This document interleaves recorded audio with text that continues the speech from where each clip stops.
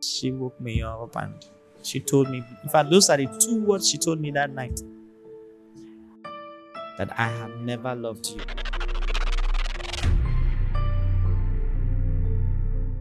And when the time comes, I will leave.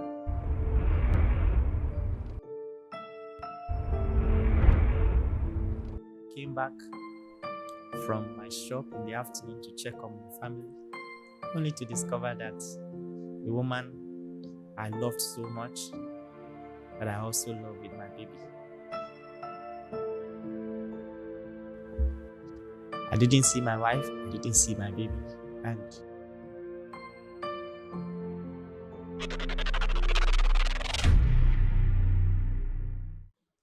Yeah, hello guys, good day and welcome today to the Realities of Life podcast. And today with me is a man who has been through the rigors that we oftentimes don't talk about.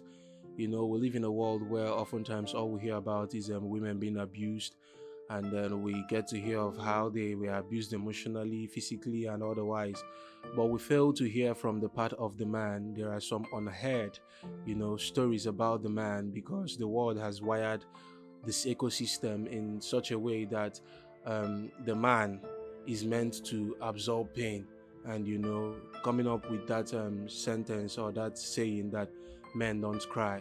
But today we want to hear the story of the man, and then I hope that you get to learn the lesson. So he's going to take us through what it was like, the pain, the trauma, the lessons he learned. And I believe that you are going to learn one or two things from him, because when I met this man, he's full of so much wisdom and knowledge. And you do well to check him out. You're going to see more of him over time.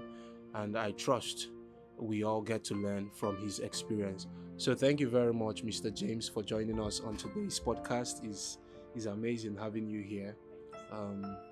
Mr. James, you have been through some stuffs, and then your experience is an eye opener. And when you even talk, so much wisdom from what you've learned.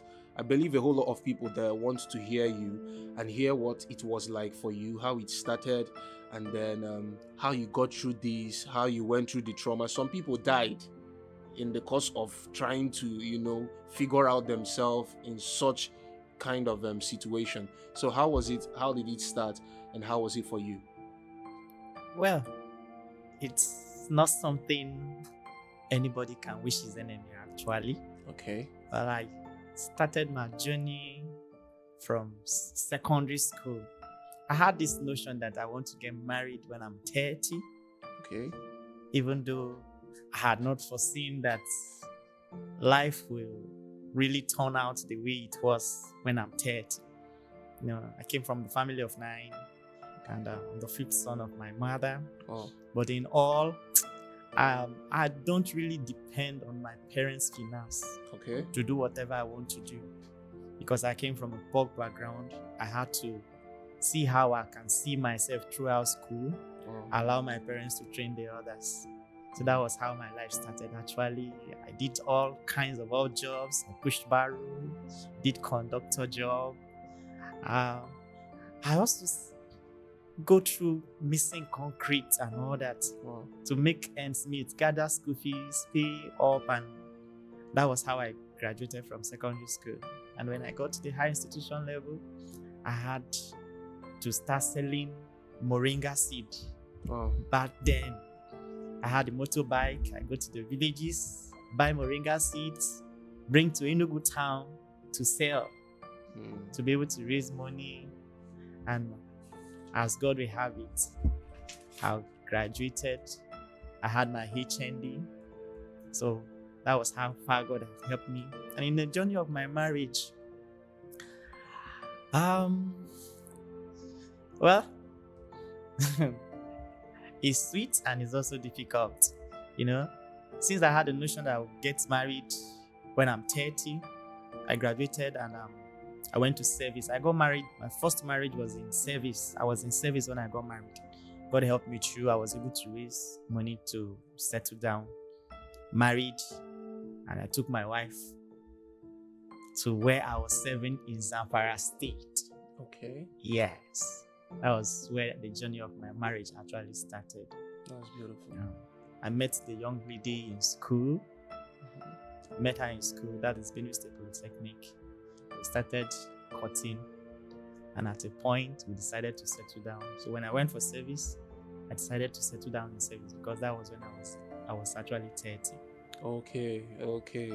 Okay, you had like your life figured, like you just want it at 30. Yes, I want it at 30. Reasons because I have this mindset that I want to give birth to children early if God gives me one, so that by when I'm 60, I'm done training my children in school. Okay. So that they can have their part of life. Because I believe old age actually starts at 50, 60. Okay. So my children should have gotten something to do at the age of 30, put their lives together, and I can have my wife to myself. No, it didn't turn out that way. But actually, it didn't turn out that way then. Okay.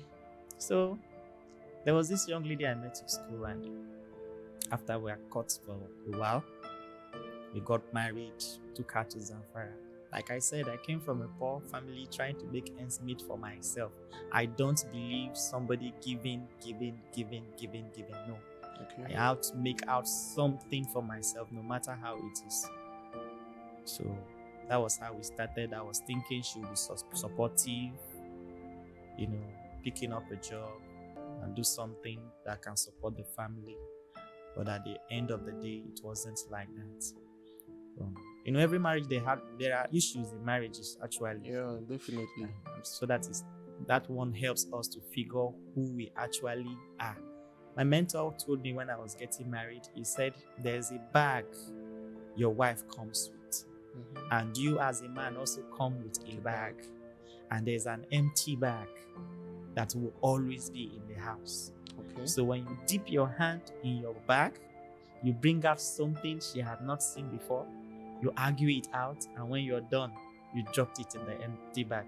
Okay. She also dip hand in her own empty in her bag and bring out something you don't really know about her. Something maybe very, very, something you think you cannot really tolerate. She brings it out. It's such things in your bag. You argue it out. Yeah. And after arguing it out, you drop it also in the bag, and life continues. Well, to the glory of God, we had a child, a baby girl, whom I cherish so much. I actually learned how to make bag in service, which I pick it up as a trade. So after service, I opened the shop, and it was actually a means of livelihood for us. Okay. I have a shop in Benue State. So I always go home to check on my family, to know how my baby is faring every afternoon. And in the evening, I try as much as I can to get home as early as 5:36. I should be in the house, because I believe that child needs a time, and I should be able to give her all the time she needs from her father, no matter how busy the schedule is. Yeah. So there was one fateful day I came back from my shop in the afternoon to check on my family, only to discover that the woman I loved so much, that I also love with my baby, took her things, took away my baby, and left the house. And since then, till this very moment that I'm speaking to you, I've not set my eyes on her, neither have I set my eyes on my baby. That must be really traumatizing. Wow. Well, it's really, really heartbreaking. It's something that the emotional trauma would have actually taken away my life then. But something actually kept me, which was God. God held me close. In the midst of all this, He did forsake me. I cry to Him every day. And in the midst of this cry, He speaks to me. When I need to wait, He asks me to wait. When I need to move on, He asks me to move on. He just keeps holding. In fact, at a point, I lost everything. My business shut down. That's the back business. I was doing the shop.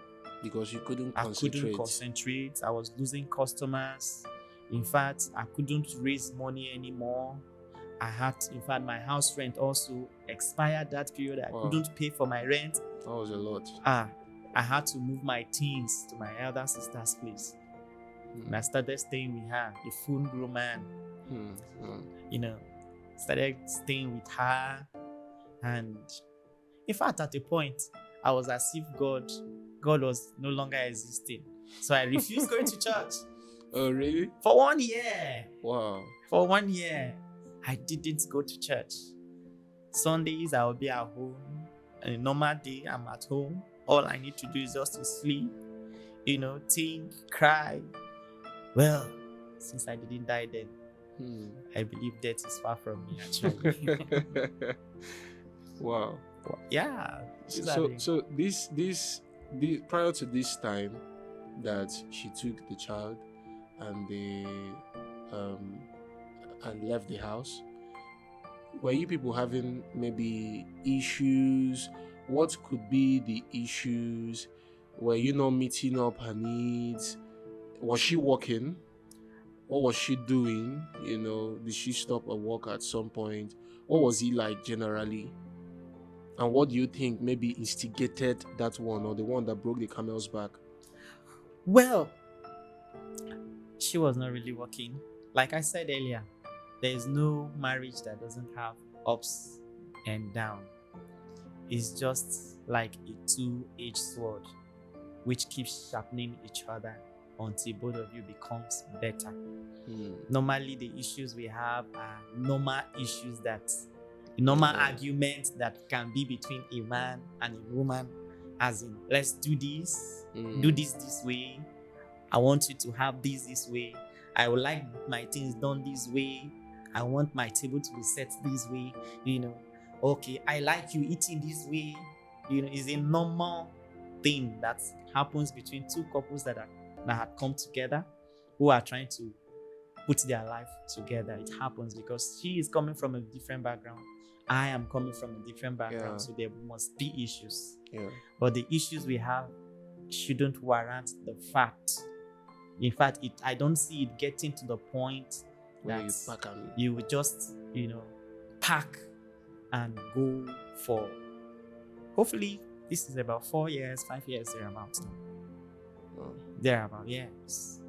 She wasn't really working. She's not working. And I think that was actually one of the issues we had. So the whole load was like on you? Everything, down to Maggie.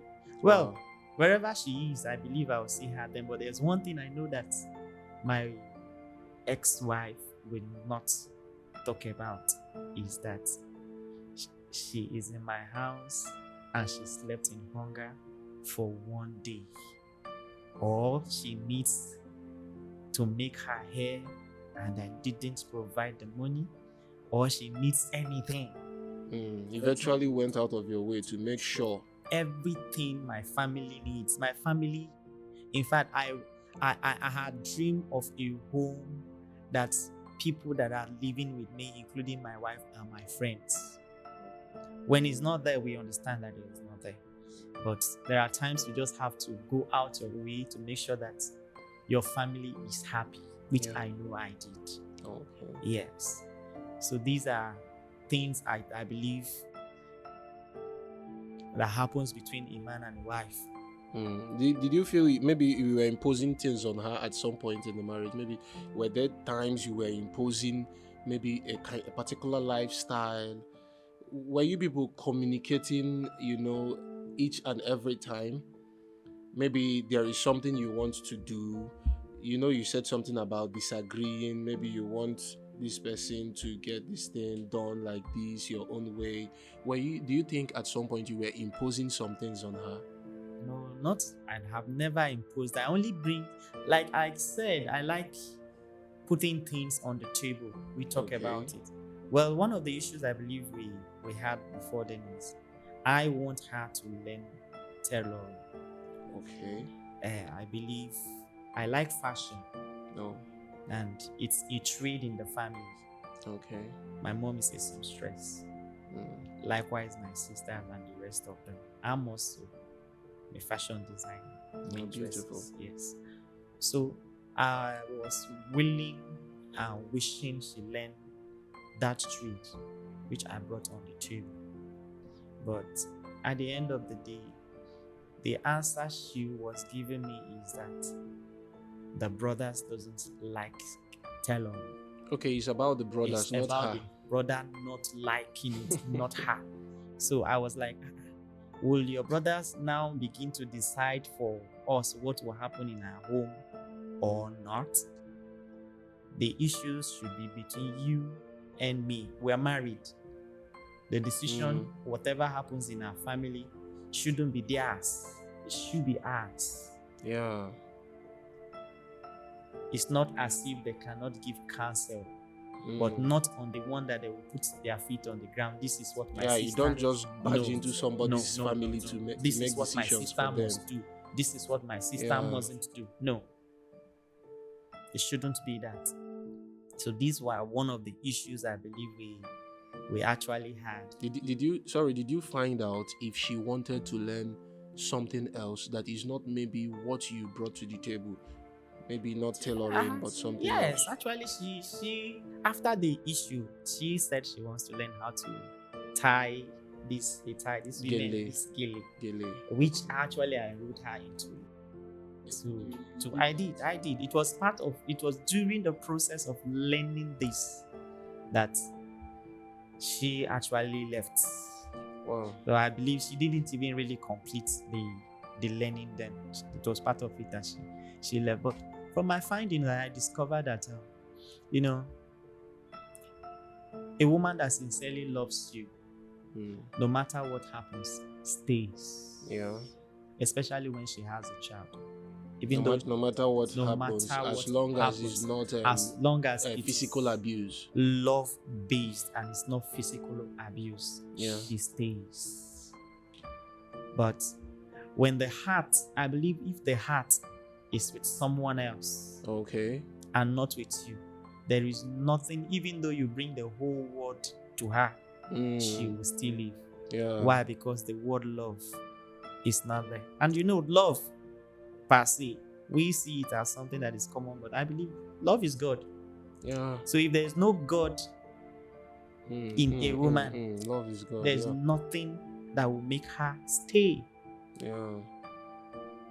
Because love is something you actually give as a gift to a man. True. And a man gives as a gift to you, which is the God factor in it. So if a man is not giving the God to the wife, neither the wife giving the God to the husband, there's no way these two parties can ever stay. So I believe that's one of the major reasons why she just decided to leave. Oh, sorry to take you back. I believe before you met your wife, she was somewhere. And then you talking about the person's heart not being there, she's probably she was probably having a time in her life. Were you the first person she got into a relationship with, or did she get into a relationship with somebody in the course of the marriage? What really happened? Well, actually, while in school, I got to discover that she was actually in a relationship, which was not working. I think she had a heartbreak. It was actually during this period of heartbreak that I set in. Wow. And when I came in, I didn't actually come in as a man that needs a girlfriend. I came in as somebody that actually wants to settle down with a woman. Because that was what I was actually wanting to do then. So I believe it was just an opportunity that she cashed on. And one thing I always advise people now is when a woman has a heartbreak and you discover that this woman has a heartbreak, I would advise don't rush into a relationship with her. Yeah. Because she might be healing on you. she would just heal on you, and when she heals on you, the tendency that she will leave is 90%. Or she will be bleeding on you. She only take you to heal, and maybe at the end of the day go for what she feels she wants. I believe that's what actually happened to me. Okay. Yes, I was used to heal, and when the actual time comes, for a woman to look at your face and tell you bluntly that I have never loved you. Wow. It's that word. Wow. It's really painful. Heavy. Yes. Can look into your face and said, I have never loved you, and when the time comes, I will leave. I will never forget these words. Wow. She said this to your face. She said them to me. This was in the night, one of the nights that I think after having this argument concerning this is what I want you to do, this is the trade I want you to learn, and one of the nights she woke me up and she told me, in fact, those are the 2 words she told me that night.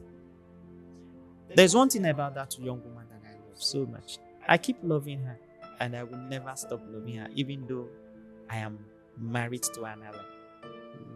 Yes, I won't speak bad about her. I loved her with every passion, even at this same point that I'm still talking, I still love her. My wife is a neat woman.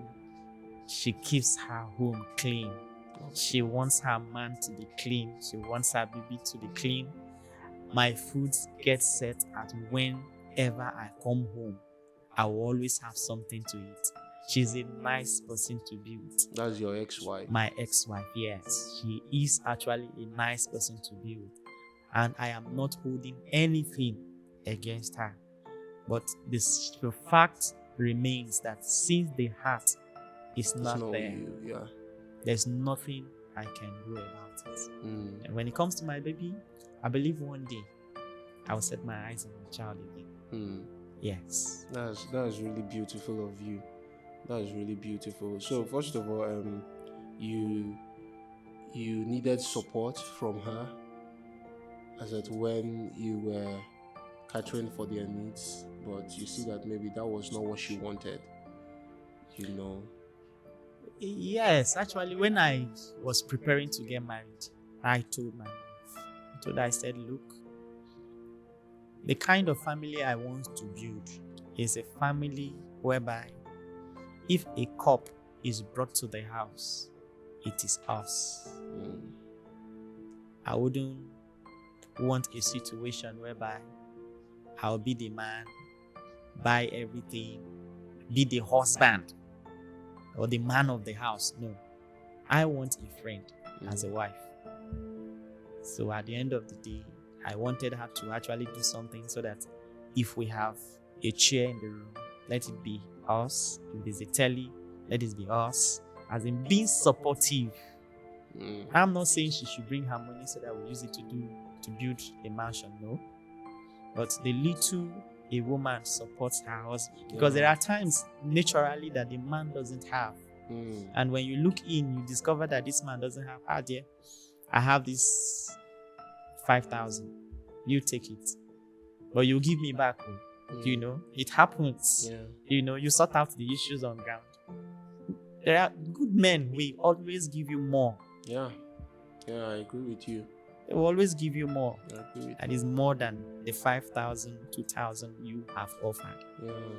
The joy of every family is when that woman is supportive. Everything you buy for a man that is your husband, no matter how you feel he nags, no matter how you feel he sees it, that man doesn't forget it. He doesn't. Yeah, I agree with you. He doesn't forget it. If not now, he will react to it later. Yeah, sure. So these are one of the issues I think that we actually had. You met with your wife, the one you're currently married to, after your experience? Yes. Well, after my experience, after losing everything, I went back to God and I was crying. I was crying so hard because I did all a man should do. Told my father, took my pastor, my reverend. I won't forget him. He has been a mentor from day one. He assisted me. I went there with my mother, my elder brother. That is after she left. After you she were doing left. everything to get her back. Yes. I went back to her hometown with my mother, my brother, my reverend. But quite unfortunate, when we got there, they said they are not going to see us, that we should go. Oh. Yeah, it was that we should go. I didn't see my wife, I didn't see my baby. And it was heartbreaking that I didn't have money and I still squeezed money to pay transport for 3 persons coming to your village. At least just to sort out issues. At least let's know what exactly I had done. Yeah. Because the exact thing I had done, I didn't know. Let me know why you leave. Okay. At least when somebody knows why you leave, he can be able to okay, I am at fault, I am sorry, come back home. No. I was not in the known of what actually happened. Oh. That she left. Oh. So when they refused to see us, we came back. It was when my elder brother went to the elder brother's office. That we went to your place. Oh, this is how they treated us. How do we get our wife back? And the only comment my elder brother told me when he came back, he said that the elder brother said my wife said I am possessed. That I'm possessed. That whenever the thing that is possessing me has gone, she will come back. Wow. So I laughed. I said, well, if you married a man and he's possessed, and actually you have a God factor in you, you can't pray it out. And if you can't pray it out, at least you have a pastor. Yeah. Why not take him to your pastor and see if that thing that is making that man not being the kind of man you want should be able to go out. Because I don't believe that there's nothing God cannot do. True. So that was how I went back to God, and God told me plainly, be still, have peace. And one thing God told me that night that I won't forget in a hurry, He said, I will give you a home. Okay. And when He made that comment, I picked it up and I held it. Well, I had lost everything. No shop, no business, no source of income, no money was coming from anywhere. And I think within that 1 year period, I wasn't concentrating. So there was one day, a lady that was living in my sister's compound invited me to redeem. And she picked me up. She kept encouraging me that I should come. I keep ignoring. So one of the days, she now told me that, we have a program. Just come to our church today and let's see how it goes. In fact, we are preparing rice. So I now laughed. I said, okay, since there's rice, let us go. This is redeem. Where is this? Redeem in Benue State. Okay, in Benue. Yes. So I prepared. We went together to the program. And from that day, each time she's going to church, if it is Bible study, she would just have to wait on the door for me to dress up. That was how she was helping me, trying to put my life together. And on, God started building my faith back. And there was a night I went for a program. I just learned that there was a program within the vicinity. I just picked God after that period. And when I discovered that there was a program there, I went for the program. The pastor called my name, and he told me, he said, God said I should tell you, I have taken away your reproach. Wow. And from that day, it was just as if my heart was put together. And life started. I came back and I told my sister that this is what God said. That night, I was staying in the house. The woman that brought me up, that stays in Enugu, called me and said, pick your things, come back to Enugu State. So I picked my things. I came back to Enugu. And that was how life started afresh for me.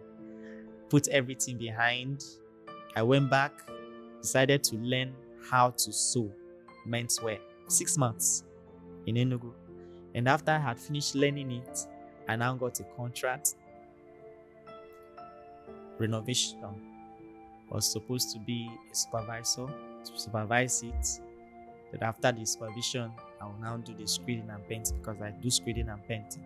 Okay. That was the major job I was doing there, to take care of old buildings, make sure that the finishing and everything is done, the materials are in place.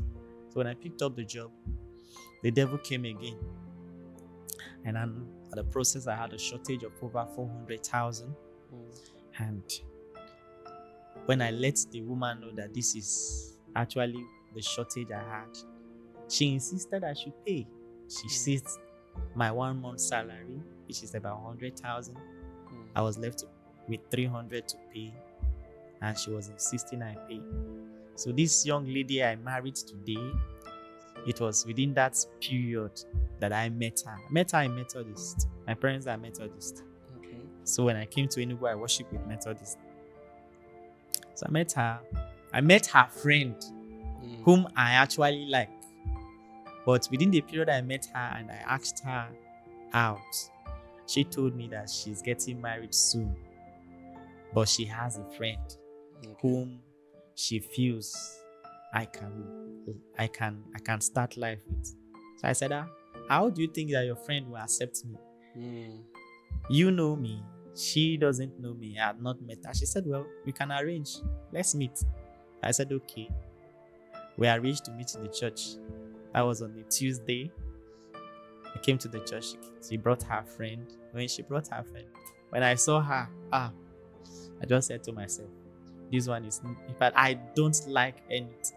In fact, even till this very day, I used to tell her, I said, when I met you, you are just like a house help. I don't like anything about you. And they laugh over the matter. So when I saw her and I didn't like her, but just she's an example of treasures in that vessel. I was like, I don't like nothing about you. When I met her, when I saw her friend, I told her friend, just to fulfill all righteousness, so that the friend won't feel bad and she won't feel bad. We went to the classroom. I said, well, your friend, I should have told you all about me. I didn't hide my past. One thing that keeps me going is that I didn't hide my past relationship from her. Okay. The very day I met her, I told her plainly, I was once married. I have a daughter. I'm not looking for a relationship. I'm looking for someone I will get married to, whom will take care of my daughter when my daughter returns. So if you are accepting to get married to me, you must have to accept my daughter. Okay. So you go home, think and pray over it. If it is okay by you, no problem. But if not, I was doing this just to discharge her because she is not what I wanted. So that was how I left. She left. And we get talking once in a while. At the point when I see her call safe, I'll just ignore it. Because your mind was with her friend. My mind was with her friend. But at the end of the day, God drew my attention to it. He said, that is the woman I made for you. He told me, I heard him clearly. So when my own shakara has finished, that was when her own shakara started. So I went back to her. I said, how far? She said, I should give her space. I went back to God and I said, God, you don't see? She said she doesn't want. I don't want. So I kept quiet. For a while again, when I reminded God that I want to settle down, he said, go back to that young lady. At a point when I went back to her, I said, look, tell me if you are not interested. Let me go back and tell God so that God will release you and release me. Let me have my focus. So it was after she went in, she prayed, and she told me that there was a day she was sweeping early in the morning, and it was as if somebody passed him. He said, if you miss this man, don't ever ask me of your husband again. She turned, she didn't see anybody. So she started asking questions. This man is married. He has a daughter. How do I cope with it? So she started fighting with that, and until God brought it to her notice that daughter is yours. That you should take care of that daughter. That she is yours. That was how she came one day grumbling and, okay, let's start from somewhere. I said, well, let's start from somewhere, no problem. So that was how we started, little by little.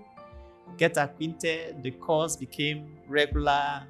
We now get talking. So when this issue happened, the woman in question knows her. The woman went to her And she told the woman plainly that as long as I am concerned, this young man will pay you every single kobo he owes you. So now I was left with nothing again. I went back to God and was like, God, how do I put my life together? He now said, well, pick your things and go to Port Harcourt. What am I going to do in Port Harcourt is what I don't know. So I gathered my things, picked my sewing machine, went to Port Harcourt, got to my brother's place, my cousin, told him that, well, I've come to stay for a while. I have a debt to pay and I need to work.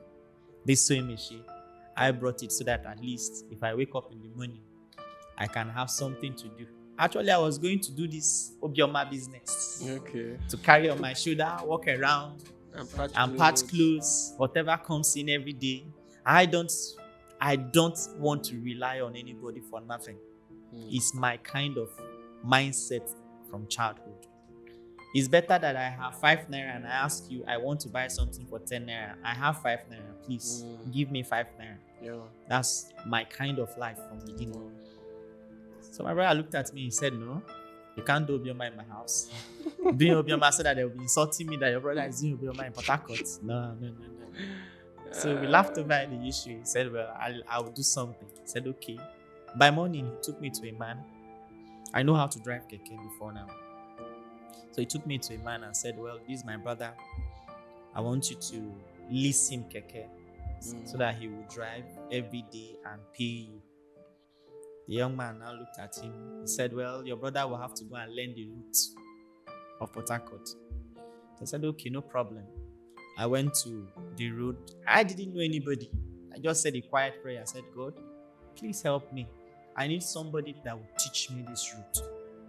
And that was how I met a young man, blessed. He just came, dropped his passenger. While he was turning, I told him, I said, young man, greeted him, we spoke, said, well, I want to learn this route. How can you be of an assistance? He now said, well, I should hop in. Got to his keke and started driving around the whole streets. He was telling me the names of the streets, how much they collect. When it comes to drop and all that, he taught me everything, brought me back to my junction and dropped me. And he didn't collect even a dime from me. I was like, wow. So this can still really happen. I went back to the man the following day. He said, I've learned the route. He said he wants to test my hand, that I should come to his shop. I said, no problem. Got to his shop by 7 in the morning. From 7 to 7 in the evening, this man didn't test me. He didn't give me any keke. I was just there. But something shocked me. I didn't know that God took me there to meet actually the person that is supposed to be of help to me. It was in that shop that I met a young man who came to repair his keke. And I was like, sir, I'm looking for keke to drive. If there is any, I would love to. Now, this man brought me here since morning and he had not given me keke. Neither did he teach me what he said he wants to do with me. So the young man didn't answer me. I just walked and went and sat down. Because when you are talking and somebody is not answering you, it's more of like you're talking to yourself. It was when he had finished around 6:37. He called me. I went to meet him. He said, take my number. When you get home, call me. So when I got home, I told my brother. We called him. After calling him, we met in the junction. He took us to his place. And at that point, he showed me 2 keke that I should pick anyone I like so that I can start work. He took me to the owner. The owner said I should drive it for 550,000 as hire purchase. I told him that, well, since this business, one, I'm new in town, I need to run the keke before at least accepting the business of hire purchase. So he gave me 2 weeks. But at that 2 weeks, I drove it and I saw that I think I can be able to manage it. We now wrote an agreement. That was how I started. And the struggle started. Now, coming back to my current wife, when she discovered that I had started something, every day I come back from work and we talk. She said, how much did you make today? I didn't know where she was driving to. I said, today God gave me 5,000. Every day from work. Every day I come back from work, we talk. Say, how much God, how much have you made today? I'll say, love. God has given me 4,000. God has given me 5,000. I have removed my boss money. I am left with 3,000. I'm left with that. Okay. See that your 3,000. They're giving me 2,000 naira from it. We are going to pay that woman's money. So that was how she started collecting this money. In fact, at times she will have to quarrel with me to get this money because I was like, this money, let me save it at least small first. She said, no, save with me. And we keep paying this money gradually. I paid the money until I think it was around 240,000. The last money she collected from me that made it 240 was 20,000. When she collected it, she now paid the woman. She added her personal 60,000 naira. This was a woman that I have not married yet. Added her 60,000 to complete the 300. Paid the woman, and it was when she finished paying the woman, she called me that I shouldn't bother again. That she has sorted it out. That was how the debt went. I started saving money, paying my boss. At a point, I discovered that my boss was a Yahoo person, and I went back to God. I said, no, I don't want to have anything to do with a Yahoo person. Separate us. Whatever that will make you separate us, because as long as he is connected with me, he won't succeed in that business. It was a prayer I keep praying every day. So at a point, he ran out of cash. He couldn't pay his rent. He now said he wants to dispose of the 2 keke. So the first one, 70,000. That was the keke he bought for over 200 and something thousand. My own he bought for like about 450. He said that I should go and look for buyer by myself and sell the keke and bring the money for him. So I started pricing it to a point we agreed at 190,000, which he accepted. I took a loan of 1,000 naira because I wasn't having much. I had 20,000 then. He collected another loan from my sister's friend, 70,000. Monica, I can never stop appreciating that young lady, what she did for me then. That was how I gathered the money and paid my boss off. And the keke became mine. So I started driving and paying the loan, paid the 2 loans, and started making money for myself. Because one of the things God told me, he said, I'm taking you to Port Harcourt, and when the time is right, I will bring you back to Enugu. That is in Enugu that I will establish you. He told me plainly. So when I finished paying off the bills, at a point, the keke wasn't really giving me a good output. That was how I met with this young lady also. Mommy, I met with Mommy Shelly. I met with Shelly, and she was one of my customers. We were just busy discussing. She said she wants to do keke business. So I asked her to, if you buy, I can drive it. She now said, okay, if you will drive, you have to sell your own, then I will know that you're serious. So at the end of the day, I disposed my keke for 380,000. And went back to her. She now bought me a brand new keke for about 1,150,000. That was how I started driving it. And I was also preparing for my marriage. I was driving higher purchase while I was preparing for my marriage. It's not as if I had all, but I was counting on God because of what God has said. So it was at that point that I started preparing for my marriage. And as God will have it, I got married in January this year. That was when I started my new life afresh. And God has always been of help. So even when I wanted to come back, I told the young woman, I said, look, I don't have the balance of a million. She now said, what are you saying? Go with it. Should I go with it? She said, yes, go with it. Just keep sending my money for me. And that was how I came back to Enugu with the keke. And as God will have it, it has used it to keep my body and soul going.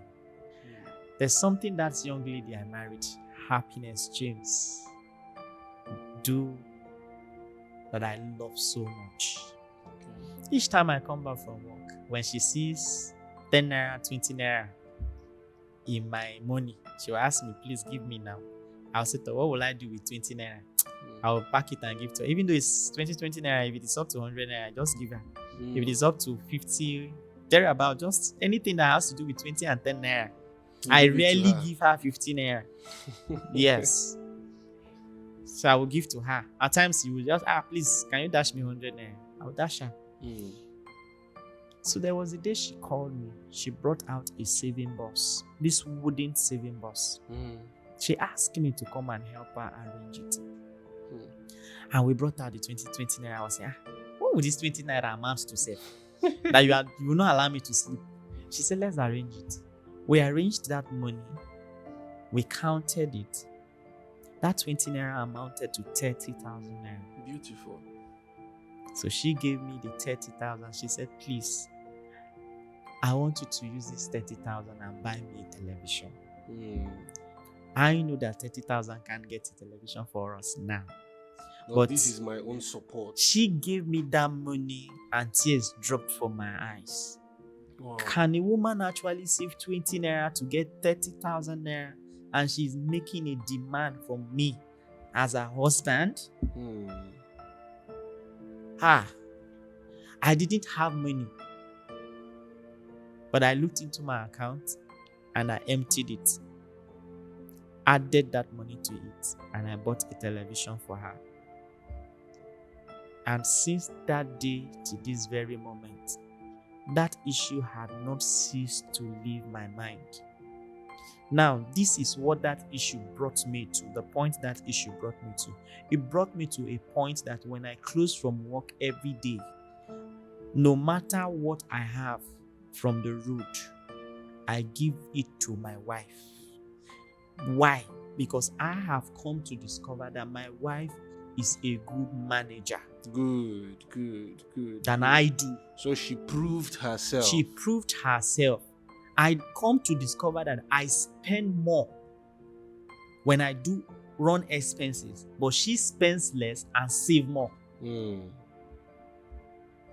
So when I discovered about this, it's just like what happened to Joseph when they said Potiphar doesn't want to have anything to do with whatever that happens in his house.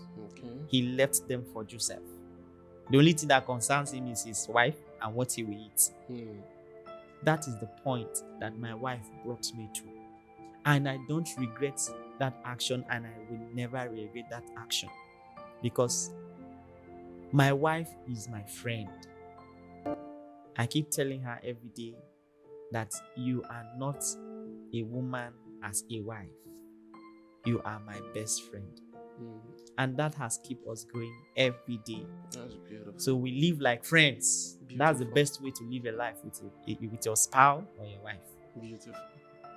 This is awesome. From everything you said now, my note is filled up. There's a whole lot of wisdom from your experience. A whole lot of wisdom. Number one is now we can see that whoever wants to get married, as a guy, you need to get a woman who also has something doing. Of course, yes. Right? Of course, yes. A woman who can assist you, who can support you. And a woman will not assist you or support you if her heart is not with you. If her heart is not with you, she will not. Even though you get a woman that is not doing something, but you can see through that woman that if actually is given an opportunity to do something, she will do well. Like now, the woman I got married to now is not actually doing anything. We just got married January. But from the day I got married to that young woman is love. I want to do something. Oh, she's showing you she wants to do something. She wants to do. I am the one that I say, wait. Okay. Because she took in, I think, a month thereabout after we got married. Oh. So I was like really wanting her to put to bed first before she do something.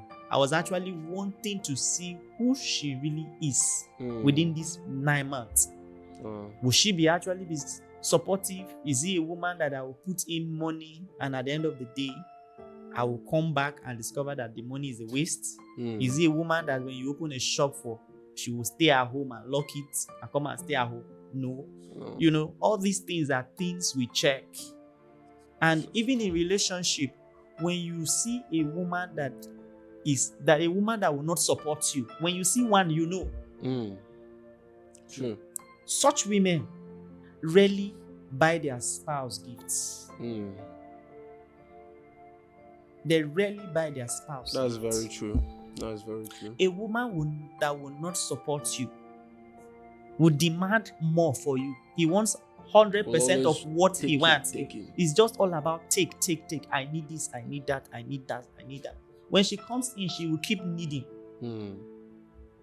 And when you cannot be able to afford it again, you should start set A. You were not like this before.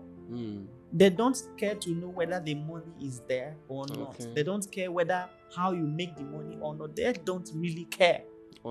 So in relationship, you will know a woman that will actually support you when you get married.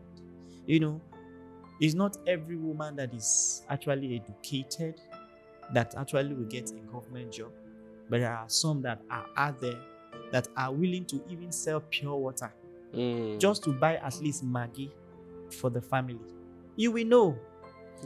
But above all, I will always advise people, it's not everybody that is privileged to hear from God. But in a way, God answers prayers. So when you tell him what you want, he does it at his own pace. All you need to do is just to make your request known and follow. And that is the only thing that kept me in this marriage. Today, I tell her friend that my heart actually went for. Left for me, that's what I want. But that's not what God will actually want for me. I keep telling her every day she comes to my house, I say, look, I didn't regret the fact that I didn't marry you for one day, and I will never regret it. Because while she comes to my home, I come to discover that there are things actually about this young lady that will not go well with me. So that's her friend. That's her friend. And I don't hide it. I tell her, I said, look, if I had married you, maybe there will always be baskets. That's why marriage is not just by sight. It's not by sight. It's not by it's not by beauty. It's not by beauty. It's not just by someone being calm and all. It is deceitful. No. And another thing you talked about here, which really caught my attention, is the fact that you were healing. You were like a tool for healing somebody's court. You didn't know that this lady was in a relationship, that her heart was still there with the guy. She was only just trying to prove a point to the guy that she can get married even without him. Yes. And you were the clickbait. I was actually the bait. Wow, that is so painful. It's so traumatic. But we thank God that today you have overcome these challenges and you're out here, and you're teaching other people not to make this same mistake. And then another thing you also talked about is she was bringing in her family into your issues, bringing in a third party. I think that thing hurts a whole lot, it hurts, and it's something that no man will want to take, because you're bruising their ego, by having to make a decision for what happens in their home front, you get. And that is a lesson that we've also learned today. You also said something that you meeting your wife changed your perspective, a whole lot. That someone has had so many bad experiences or challenges in life doesn't mean that there are no good people out there. She made you see that there is genuinely a woman who will want to see to your growth. And that is actually love.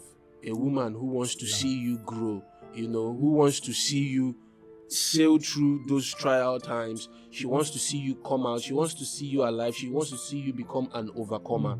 And this woman was literally asking you for 20 naira and 10 naira until she saved it up to 30,000 naira. 30,000. And that was like a kind of, this is my contribution to what I am requesting. So in other words, there are some times that some ladies are making requests, that those requests you're making, you should be able to at least fund some part of that request. Of course, yes. And that makes you very responsible.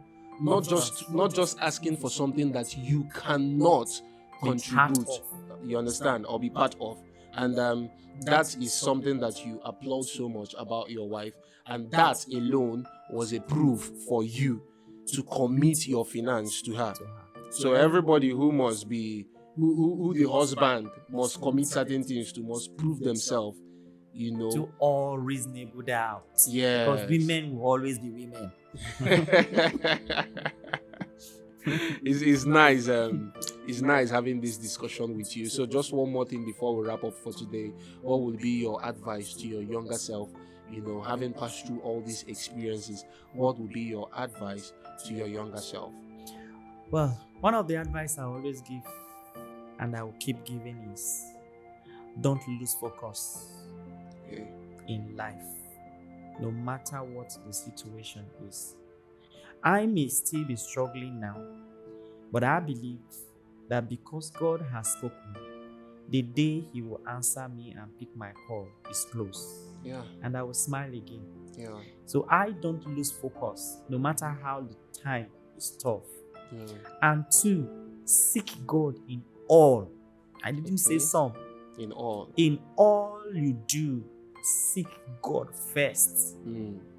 And when you do that, the truth is that whether you have money or not, you will have peace. And when it comes to marriage, you don't rush in. Don't let anyone put pressure on you. Don't allow anybody to decide for you. Neither allow that. You know, you made something. Neither allow that plan, because you had a plan that it must be at 30.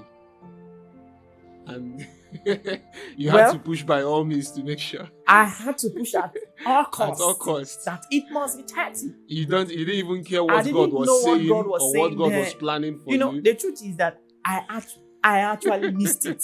Okay. My heart desire then, even while I was a kid, is that I want to get married to an Igbo lady. Oh. This is what I had always asked God for.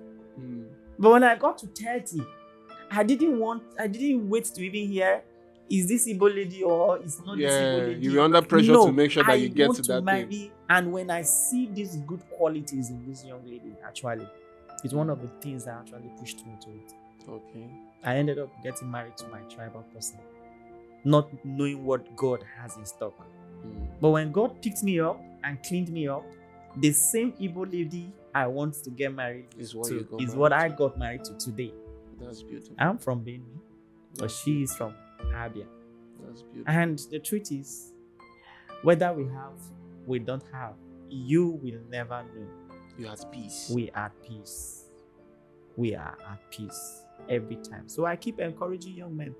Your zeal shouldn't drive you crazy. Because if your zeal drives you crazy, you will end up missing it.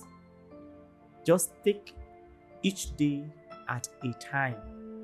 Have a good pace in life. Have time to sit to think. And these are the things that can actually help you to make right decision. A man that is at a rush takes decision without thinking. And one other thing I learned in this issue is that I am not fast in taking decision, or I'm fast to give response. Okay. When a talk is said, I go in and sit down, ponder over it. What would the outcome of this issue become? And you keep asking yourself, am I actually ready for this? Because whatever you do that you're not ready for, my brother. Well, let me leave it at that point. Thank you so much, Mr. James. It's been an honor having you today, and I trust everyone out there who is about to get married, who is in a relationship, and who is willing to learn should learn from your experience. Even if you're somebody who is